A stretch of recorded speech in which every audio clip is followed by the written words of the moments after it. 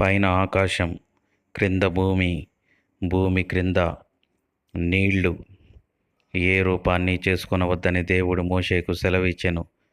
భూమికి అవతల వైపు మహాసముద్రం, పసిఫిక్ మహాసముద్రం ఉంది. మోషే చనిపోకముందు ఇజ్రాయేలు గోత్రాలను దీవిస్తూ క్రింద కృంగి ఉన్న అగాధ జలములు అని సంబోధిస్తూ ఉన్నాడు. పసిఫిక్ మహాసముద్రం అత్యంత లోతైనది. అంతేకాదు, జలముల క్రింద వాటి నివాసుల క్రింద ఉండు ప్రేతలు విలవిలలాడుతారని రాయబడి ఉన్నది.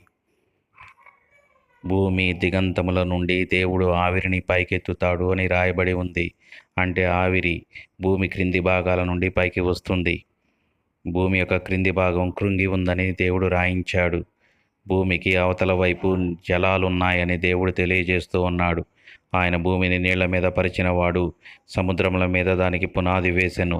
ప్రవాహ